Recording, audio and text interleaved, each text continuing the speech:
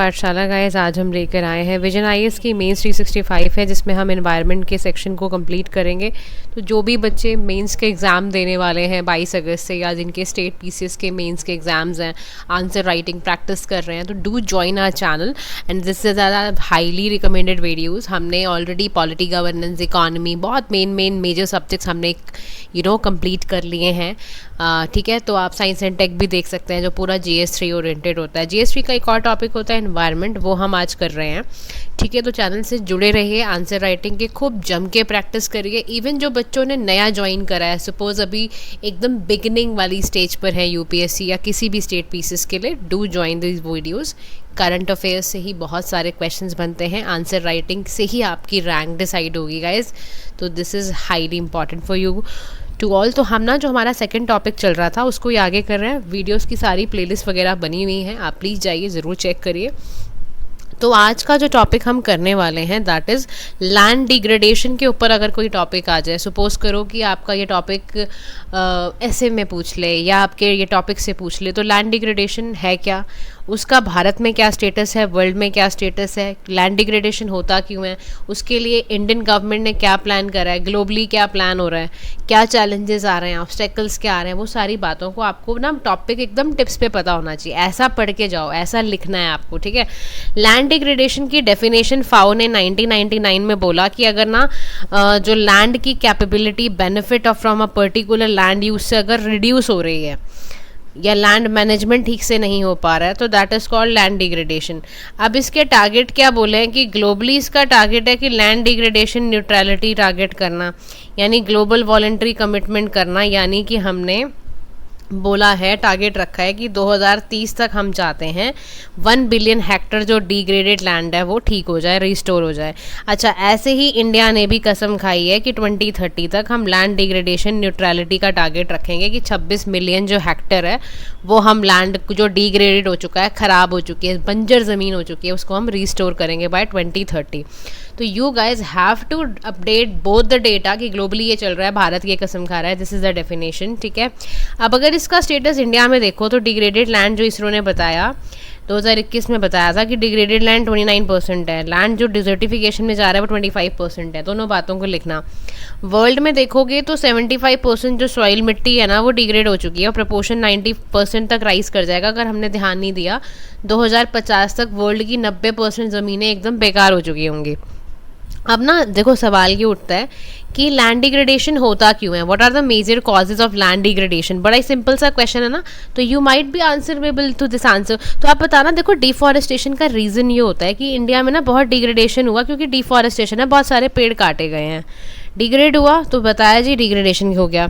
सेलिनाइजेशन, एल्कनाइजेशन का मतलब है 50% जो एरेबल लैंड है ना पंजाब के, वो बहुत डैमेज इसलिए हो गए हैं क्योंकि वहाँ पे नमक बढ़ गए हैं, यानी सैलिनिटी बढ़ गई है, तो बताना। फिर इम्प्रॉपर क्रॉप रोटेशन है, हमारे यहाँ ज़्यादातर क्या किया जाता है, गेहूँ चावल उगाया जाता है, इसीलिए मल्टी क्रॉपिंग की बात की जाती है, तो ये भी एक वजह होती है लैंड को डिग्रेड करने में।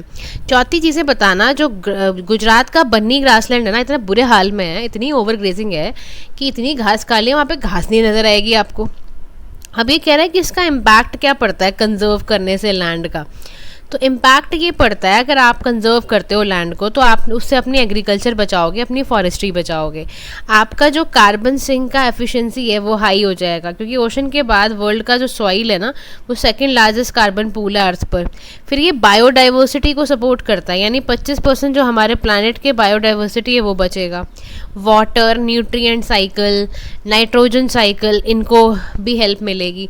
फिर हमारा जो लैंड कंजर्व करने का तरीका है उसका जो बेसिक इकोसिस्टम फाउंडेशन है वो हेल्प होगा, उससे हमारे जो पृथ्वी का जो टेम्परेचर है ना वो मेंटेन रहता है, रेगुलेट रहेगा। ठीक है, तो इनिशिएटिव भारत द्वारा क्या लिए गए हैं, ग्लोबली क्या लिए गए हैं, समझते हैं। ग्लोबली है यूनाइटेड नेशंस का जो कन्वेंशन है ना कॉम्बैट डिजर्टिफिकेशन, ये लिया इनिशिएटिव। इसके बारे में बताना कि कब लिया गया, कैसे लिया गया, और इसमें हमारा ये ध्यान होता है कि डिजर्टिफिकेशन को बताना कि बेसिकली रेगिस्तान बनने से रोकना। बॉन्ड चैलेंज बताना कि 150 मिलियन जो है रिस्टोर हो गए हैं। फिर वर्ल्ड का सॉइल हेल्थ इंडेक्स बताना कि ये भी अनाउंस किया गया यूनेस्को के द्वारा। ऐसे ही इंडिया का बताना कि जो इंडिया है ना उसमें national action plan on climate change है, डिजर्टिफिकेशन, लैंड डिग्रेडेशन एटलस है, इसमें सॉइल हेल्थ कार्ड, पीएम कृषि सिंचाई योजना, ये सारे इंडिया ने इनिशिएटिव्स वगैरह लिए हुए हैं।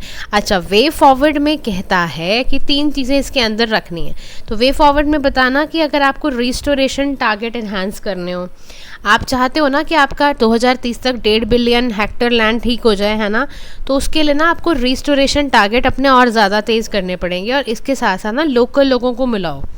मिल्पा होता है, मयान लोग यूज़ करते हैं पॉलीकल्चर को यूज़ करने के लिए, तो यूटिलाइज द लोकल पीपल की जो इंडिजीनियस नॉलेज है ना, या जो भी वो ट्रेडिशनली ऐसी चीज़ें प्रैक्टिस करके आ रहे हो जिससे कि उन्होंने ज़मीन को बचाया हो बंजर होने से, वो सारी टेक्निक्स को अपनाना शुरू कर दो। नेक्स्ट बताना कि ना सस्टेनेबल एग्रीकल्चरल प्रैक्टिसेस करने की ज़रूरत है, यानी नेचुरल फार्मिंग करना, एग्रो फॉरेस्ट्री करना, और कोशिश करो जितना वेस्टलैंड है ना उसमें कोशिश करनी है कि एग्रो फॉरेस्ट्री जोन बना के उसको एग्रीकल्चर के लायक बना देना। तो these are the factors in which you can easily address this land degradation. ठीक है, ऐसे टिप्स पे आंसर याद रखोगे तो बड़े आराम से प्रेजेंट करोगे। आंसर लिखते वक्त टाइम नहीं होगा, you can only give 7 minutes पर आंसर। तो आप 7 मिनट में सोच लो कि सोच तो उस वक्त में बिल्कुल नहीं पाओगे, बस लिखना है उस टाइम पे। तो एक ऑर्गेनाइज आंसर तभी लिख पाओगे जब आपको सारी चीज़ें पता होंगी कि स्टेटस क्या है, डेफिनेशन क्या है, क्या चैलेंजेस है, कैसे इसके ऑब्स्टेकल्स को कैसे रोकोगे, ये सारी बातों को। ठीक है, that is why we are doing this. Next topic जिसमें अगर मान लो टॉपिक आ जाए प्लास्टिक पोल्यूशन से रिलेटेड, कि भैया प्लास्टिक का प्रदूषण बहुत हो रहा है, तो बताना कि रिसेंटली ना प्लास्टिक पोल्यूशन ट्रीटी नेगोशिएशन हुआ था which are adjourned in Busan, South Korea. तो इन्होंने बोला कि ना फाइनलाइजेशन नहीं करना ट्रीटी का और ऐसे करना है। अच्छा, प्लास्टिक पोल्यूशन ट्रीटी जो होती है ना, बेसिकली मैं आपको बता दूं, प्लास्टिक पोल्यूशन जो ट्रीटी है वो बेसिकली ट्रीटी है जो कि नेगोशिएट की गई है 2022 में यूएन एनवायरनमेंट असेंबली रिजोल्यूशन द्वारा, ताकि हम ना full cycle life cycle of plastic को एड्रेस कर पाएँ, उसका प्रोडक्शन, डिज़ाइन, डिस्पोजेबल देखाएं। अब प्लास्टिक पोल्यूशन ट्रीटी में भारत क्या चाहता है, भारत का क्या स्टांस है, भारत में इसका डेटा क्या है, कितना प्लास्टिक पोल्यूशन हमारे देश में फैला चुका है, वो सारी बातें हैं। अब ना फिर देखो पहले भारत का ना हम स्टांस समझते हैं कि भारत क्या सोचता है प्लास्टिक पोल्यूशन ट्रीटी के बारे में। तो भारत ने कहा भैया इसको बड़ा मुश्किल है सपोर्ट करना, रेगुलेट करना प्राइमरी प्लास्टिक पॉलीमर को, क्योंकि इसमें ना हमारा डेवलपमेंट भी है, हम ना डेवलपमेंट भी नहीं रोक सकते हैं। दूसरा जो इंस्ट्रूमेंट है बड़े लिमिटेड है प्लास्टिक पोल्यूशन को रोकने के लिए, हम ओवरलैपिंग नहीं कर सकते, मल्टीलेटरल एनवायरमेंटल एग्रीमेंट्स हमारे पास नहीं है, कोई सपोर्ट नहीं है, कोई लिस्ट नहीं है, कोई फेज आउट डेट्स नहीं है किसी भी स्टेज में। फिर कोई ना देखो नेशनल से सर्कमस्टांसेस हर कंट्री के अलग है, हर कंट्री की कैपेबिलिटी अलग है, हर कंट्री की फाइनेंशियल असिस्टेंस, टेक्निकल असिस्टेंस अलग अलग है, उसको कैसे एड्रेस करोगे। तो भारत ने कहा कि हमारे लिए बड़ा मुश्किल हो रहा है प्लास्टिक पोल्यूशन ट्रीटी को सपोर्ट करना। तो आप भारत की ना फिर सिचुएशन भी देखो, 4.12 मिलियन टन्स पर एनम ना हमारा प्लास्टिक वेस्ट जनरेट हो रहा है। हम थर्ड ऐसे ग्लोबल में हैं, प्लास्टिक वेस्ट मेकर इंडेक्स 2019 ने बताया कि हम भारत जो है वो थर्ड रैंक करता है पूरे वर्ल्ड में जो सिंगल यूज़ प्लास्टिक को जनरेट करता है। तभी आपने सुना होगा बीच में हमारे प्राइम मिनिस्टर ने बोला भी था कि हम सिंगल यूज़ प्लास्टिक को रिसाइकिल करेंगे। पर कैपिटा जो प्लास्टिक वेस्ट जनरेशन है ना वो डबल हो चुका है लास्ट 5 ईयर्स में। अब कह रहा है कि इसको टैकल कैसे करें, तो पब्लिक अकाउंट कमेटी ने बोला कि देखो जो प्लास्टिक पोल्यूशन है उसको रोकने के लिए ना बेसिकली हमें ना ऐसा मैकेनिज्म एब्सेंट है जो असेसमेंट नहीं हो पा रहा, या नॉन रजिस्ट्रेशन है प्लास्टिक यूनिट्स का, या CPCB SPCB यूनिट्स जो हैं ये ठीक से वैलिड रजिस्ट्रेशन नहीं करा रही हैं, या एलिमिनेशन डिले हो रहा है सिंगल यूज़ प्लास्टिक का, बहुत सारे स्टेट्स में बैन नहीं लगाया गया। तो कह रहे हैं ऐसे कौन कौन से इनिशिएटिव्स लिए जाएं for tackling plastic pollution in India. तो भारत में प्लास्टिक वेस्ट मैनेजमेंट रूल्स हैं, लगाओ, बैन लगा रखा है ना हमने सिंगल यूज़ प्लास्टिक को। हमने 1 जुलाई 2022 को ही ये कसम खा ली थी कि we are going to ban single use plastic, नहीं यूज़ होगा। दूसरा हमने नई रूल्स रिस्पॉन्सिबिलिटी ली, चाहे पंचायत लेवल पे, डिस्ट्रिक्ट लेवल पर, प्रोड्यूसर्स की हमने और रिस्पॉन्सिबिलिटी बनाई है कि एक्सटेंडेड प्रोड्यूसर रिस्पॉन्सिबिलिटी, कि आप ना लाइफ साइकिल प्रोडक्ट की पूरी चेक करोगे, कस्टमर को देने के बाद भी रिसाइकलिंग की जिम्मेदारी भी आपकी है, फाइनल डिस्पोजेबल की जिम्मेदारी भी प्रोड्यूसर के ऊपर ही डाल दी है। तो भारत ने 4th जनरेशन जो आपका UNEP का मीट हुआ ना, असेंबली हुई थी, उसमें भी भारत ने बोला था कि will definitely address single use plastic product को हम अपनी कंट्री में एड्रेस करेंगे। इसी के साथ साथ हमारे खादी एंड विलेज इंडस्ट्रीज़ वालों ने बताना प्रोजेक्ट रीप्लान लेकर आए थे, यानी रिड्यूसिंग प्लास्टिक फ्रॉम नेचर, फिर जितने भी हमारे प्राइवेट सेक्टर कोलैबोरेशन है, इंडिया प्लास्टिक पैक्ट है, ये सब हमारे निकल कर आए। ठीक है, फिर रिकमेंडेशंस क्या आई? रिकमेंडेशंस ये आई कि ज़्यादा से ज़्यादा प्रोड्यूसर्स को बोला क्या, इनकरेज किया गया कि हम सेपरेट वेस्ट स्ट्रीम को डेवलप करें प्लास्टिक पैकेजिंग वेस्ट को करने के लिए, EPR सर्टिफिकेशन निकालने के लिए, ताकि एनुअल टारगेट्स अचीव हो पाएँ। जितनी भी पेनाल्टीज़ वगैरह हैं प्लास्टिक वेस्ट मैनेजमेंट सिस्टम की, या हमें रिसर्च एंड डेवलपमेंट की फंडिंग करनी है, या हमें क्लियर रिस्पॉन्सिबिलिटी असाइन करनी है, इन्फोर्स करना है, स्ट्रिक्ट कंप्लायंस, ये सब करने की ज़रूरत है। तो जैसे देखो जैसे जैसे नेगोशिएशन कंटिन्यू रहेगी, ग्लोबल कम्युनिटी की डिमांड बढ़ेगी, उनको ना अपनी इक्विटी प्रायोरिटाइज करनी है, अकाउंटेबिलिटी, मीनिंगफुल एक्शन लेने की ज़रूरत है। तो भारत के लिए ज़रूरी है कि ट्रीटी में बहुत कुछ है, और हमें डोमेस्टिक चैलेंजेस भी अपने देखने हैं कि हमारे देश में ना हम बैन तो कर देते हैं, लेकिन हमारे इन्फोर्समेंट इम्प्लीमेंटेशन में हम बड़ा चूकते हैं। हमारी जो एक्सटेंडेड प्रोड्यूसर रिस्पॉन्सिबिलिटी है वो हम ठीक से इम्प्लीमेंट नहीं कर पाते हैं। हमारे सिंगल यूज़ प्लास्टिक से एमिशन आज भी राइज क्यों हो रहे हैं, जब अगर हम इतने सारे मेजर्स ले रहे हैं तो इसको हमें टैकल करने की बहुत ज़्यादा ज़रूरत है। ऐसे आप आंसर को लिखना। नेक्स्ट टॉपिक में हम डिस्कस करेंगे कि ऑयल स्पिल्स क्या होते हैं। ऑयल स्पिल्स का डेफिनेशन है कि कोई भी एक्सीडेंटल हो गया, डिलिबरेट ऑपरेशनल स्पिल, या जैसे शिप है ना उसमें से ऑयल निकल गया, टैंकर्स में से निकल गया, कोई प्लेटफॉर्म पाइपलाइन में से निकल गया, जैसे फिलीपींस का ऑयल टैंकर है मनीला के, है ना, या कार स्ट्रेट के आगे है, कोई कोची केरला में है। ये सारे एग्जाम्पल्स हैं ऑयल स्पिल निकलने के। अब ये निकलते क्यों है? देखो इसके कारण है। मान लो कि ना शिप ब्रेक डाउन हो गई बीच में ह्यूमन एरर की वजह से, तो उसका सारा ऑयल निकल गया। इलीगल डंपिंग कर दी हमने शिप्स की, है ना, या नेचुरल डिजास्टर लाइक हरिकेन्स आ गए, टैंकर रिफाइनरी का कोई एक्सीडेंट हो गया, तो सारा वो समंदर खराब हो जाता है। अब इसका इम्पैक्ट देखो कितना गंदा है। सोशो इकोनॉमिक इम्पैक्ट तो है ही, इन्वायरमेंटल इम्पैक्ट और ज़्यादा खतरनाक है। बायोडाइवर्सिटी को थ्रेट है, मैमल हैं, फिशेज़ हैं, टर्टल्स हैं, पॉइजनिंग हो जाती है इनको, हाइपोथर्मिया, ये सब एयरवेज डैमेज हो जाती हैं, है ना, ये सारी दिक्कतें। फिर कोरल रीफ का रिस्क है, टॉक्सिसिटी, मार्शेस वगैरह बहुत ज़्यादा हैं, है ना। इसके साथ साथ सोशो इकोनॉमिक में पोल्यूटेड फिशरी से लाइवलीहुड लोगों को नहीं मिलता, डायरेक्ट कॉन्टैक्ट मतलब एक्सपोजर होगा, कंजम्पशन होगा, सी फूड का गंदा मिलावट वाला खाना खाएंगे। तो इनिशिएटिव में क्या लेने हैं नेशनल या internationally? National oil spill disaster contingency plan जैसे 1996 का है, मर्चेंट शिपिंग एक्ट है, ये सारे बनाने की ज़रूरत है। इंटरनेशनल चाहे आपका कन्वेंशन सिविल लाइबिलिटी के ऊपर हो, मार्पॉल हो, ये सारे के सारे लिए गए हैं इंटरनेशनली भी। भारत का भी बताना कि इंडिया ने भी oil spill disaster contingency plan बनाया हुआ है। इंटरनेशनली भी बहुत सारे प्लान बने हुए हैं ताकि इसको हम दूर कर पाएँ। फिर वे फॉरवर्ड में बताना कि देखो फिर भी आपको बायो रिमीडिएशन पे बहुत ध्यान देना है। आपको ऑयल ज़ेपर्स का, ऑलिवोरस का, जिसको टेरी द्वारा डेवलप किया गया है, आपको उस पर भी बहुत ज़्यादा ध्यान देने की ज़रूरत है। तो बायो रिमीडिएशन का मतलब क्या होता है? बायो रिमीडिएशन एक ऐसा गाइस टूल होता है, इसका डायग्राम भी, use diagrams in your answers please, ठीक है, तो वो भी आपको उतने टाइम में बनाने हैं। तो एक ऐसा टूल है, इसमें ना आप कंटेमिनेटेड पानी के अंदर ट्रीटमेंट कर रहे हो, मिट्टी का ट्रीटमेंट कर रहे हो, माइक्रोबियल एजेंट डाल रहे हो, साइनोबैक्टीरिया, यीस्ट बैक्टीरिया वगैरह। इसमें क्या करते हो आप? रिमूव करते हो टॉक्सिक पोल्यूटेंट को बायोलॉजिकल प्रोसेस द्वारा, समझ रहे हो? यानी आप माइक्रो ऑर्गेनिजम्स को इंट्रोड्यूस कर देते हो ताकि वो कंज्यूम करें, ब्रेक डाउन करते हैं इन्वायरमेंटल पोल्यूटेंट को पोल्यूटेड साइट पे जाके, ठीक है। This is called bioremediation process. Eco friendly तरीका होता है इसको करने का। उसके बाद ये बता रहा है, तो इसमें ऑयल ज़ैपर और ऑलिवेरस कर सकते हो, मिल्कवीड प्लांट्स के फाइबर को यूज़ कर सकते हो, जैसे राजस्थान में होता है सॉर्बेंट यूज़ होते हैं, लिखना ये सारी बातें। फिर बताना कि सेफ बैरल हैंडलिंग प्रोसीजर्स का यूज़ करो, बूम्स का, स्कीमर्स का इस्तेमाल करना है। फिर नेक्स्ट टॉपिक आता है हमारा सॉलिड वेस्ट मैनेजमेंट भारत में कैसा है उसके बारे में। सॉलिड वेस्ट क्या होता है, इसका करंट स्टेटस क्या है, चैलेंजेस क्या क्या है, इनिशिएटिव भारत सरकार क्या ले रही है, ये सारी चीज़ें। सॉलिड वेस्ट का मतलब है कि बाई प्रोडक्ट हुए कोई हाउस होल्ड के, कोई कमर्शियल एक्टिविटीज़ के, जिनकी ना वैल्यू ख़त्म हो गई है, ओरिजिनल ओनर की सिग्निफिकेंस है, ऐसे म्यूनिसिपल सॉलिड वेस्ट है, इंडस्ट्रियल वेस्ट है, annual waste generates 62+ million tons हो रहा है, कलेक्शन 43 मिलियन टन्स का है, ट्रीटमेंट 12 मिलियन टन्स का आप कर रहे हो। अब चैलेंजेस क्या हैं बेसिकली सॉलिड वेस्ट मैनेजमेंट के इंडिया के अंदर अगर हम देखते हैं, तो इंडिया में सबसे बड़ा चैलेंज सॉलिड वेस्ट मैनेजमेंट को लेकर है कि हमारे पास ना वेस्ट के सेग्रीगेशन के लिए इनएडिक्वेट सोर्स है।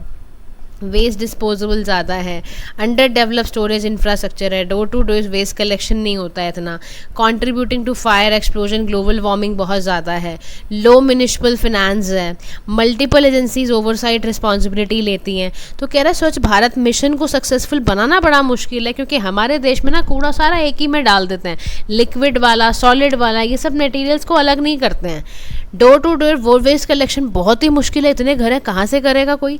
तो इनिशिएटिव बेसिकली भारत सरकार ने लिया, तो सॉलिड वेस्ट मैनेजमेंट रूल लेकर आए, स्कीम लेकर आए, स्वच्छ भारत मिशन लेकर आए, गार्बेज फ्री रेटिंग प्रोटोकॉल लेकर आए, बायोडिग्रेडेबल, नॉन बायोडिग्रेडेबल 3 तरह के हमने डस्टबिन्स बनाए, लोकल अथॉरिटीज़ को समझाया, लेकिन फिर भी तो वे वार्ड में कह रहा है कि ना आप ना स्केल करो वेस्ट टू एनर्जी वाले काम, यानी पब्लिक प्राइवेट पार्टनरशिप की मदद से, जैसे मुंबई, भोपाल, बेंगलोर में वेस्ट को एनर्जी के रूप में तब्दील कर दो, वेस्ट सेग्रीगेशन को अच्छा करो, म्यूनिसिपल सॉलिड वेस्ट को ठीक ढंग से यानी एडवांस टेक्नोलॉजी की मदद से सबसे पहले क्या करना है, कूड़े को सेग्रीगेट करना होगा।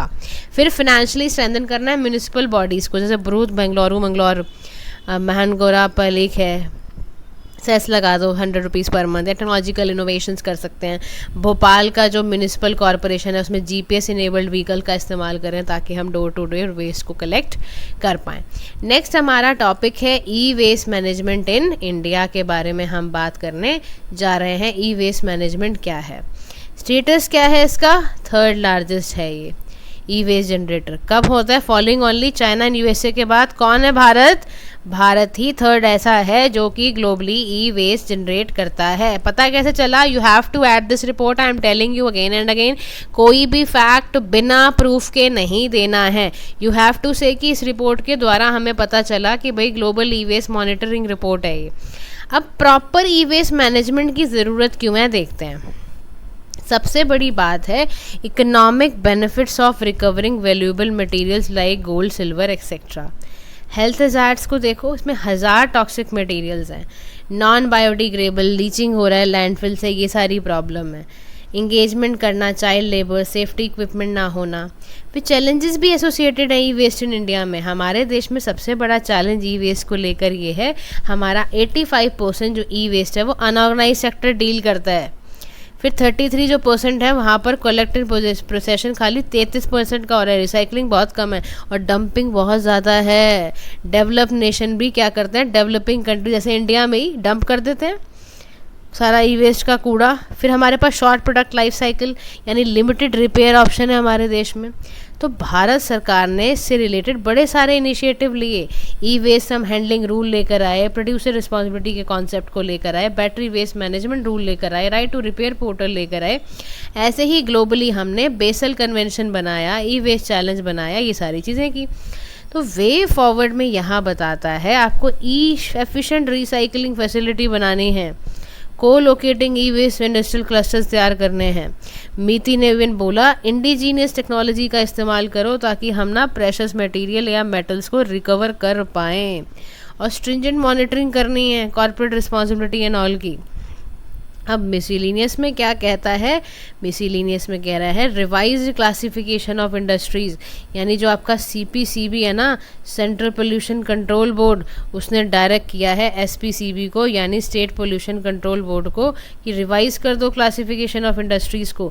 तो 419 सेक्टर्स हैं, उनको red, orange, green, white, blue ऐसे कैटेगरीज में डाल पाया ताकि पोल्यूशन इंडेक्स इनका निकाला जा सके। और ये बात आपको अपने पेपर में भी बतानी है, लिखना होगा कि 0 से 100 का है, जितना ज़्यादा आपका लोड पोल्यूशन का लगेगा उतना ज़्यादा डिग्री इंक्रीज हो जाएगी। CPCB उन सभी इंडस्ट्रीज़ को पैसा इंसेंटिवाइज वगैरह करेगा जो अच्छे से इम्प्लीमेंट करेंगे इन्वायरमेंटल मैनेजमेंट को। तो 1989 में दून वैली ने निकाली थी कि भैया PI इंडेक्स लेकर आओ, 2016 में तो और ज़्यादा हुआ। तो इसीलिए कैटेगराइज करके ऐसे ऐसे लिस्ट यहाँ पर बनाया गया है कि जैसे सीमेंट, मैन्युफैक्चरिंग, ऑटोमोबाइल की इंडस्ट्रीज़ हैं, इसको रेड कैटेगरी में डाला हुआ है। ऑरेंज कैटेगरी वाली 55 से 80 के बीच में होंगी, जैसे ड्राई सेल, बैटरी है, कोल वॉशरीज़ हैं, ब्रिक मैन्युफैक्चरिंग है। ऐसे ही आपका इसमें ग्रीन कलर है, ग्रीन कलर में क्या है, जैसे कॉम्पैक्ट डिस्क कंप्यूटर्स वगैरह एंड ऑल हैं। वाइट में आपके नॉन पोल्यूटिंग वाली हैं। तो ब्लू कैटेगरी बेसिकली क्या है, इसमें एसेंशियल इन्वायरमेंटल सर्विसेज हैं ताकि पोल्यूशन मिटिगेट हो पाए, municipal solid waste management facility हो पाए, सीवेज ट्रीटमेंट प्लांट हो पाए। अब रेलेवेंस क्या है इसका, ये बेसिकली टूल की तरह यूज़ हुआ है। लोकेशन डिसाइड करनी हो, कोई सेक्टर स्पेसिफिक प्लान डिसाइड करना हो, सीपीसीपी हो गए, या इन्वायरमेंटल सर्वेलेंस को प्रायोरिटाइज करना हो, या क्लीनर टेक्नोलॉजीज़ को अडॉप्ट करना हो, तो सीपीसीपी ने क्या करा है, क्लासिफाइड कर दी है इंडस्ट्रीज ब्लू कैटेगरी में, ताकि हम इन्वायरमेंटली रिस्पॉन्सिबल इंडस्ट्रियल रेगुलेशंस कर पाएँ। समझ में आ रहा है। Next topic is about waste to wealth. Waste to wealth एक टेक्निक है, इसका क्या मतलब है, भारत में इसको रिलेटेड क्या चेंज है। बहुत बातें करते हैं ना waste to wealth, waste to wealth, ये क्या चीज़ है, इसका देश में हमारे क्या ज़रूरत है, इसमें करते क्या है, वेस्ट टू वेल्थ होता क्या है, इसके बारे में हम समझते हैं।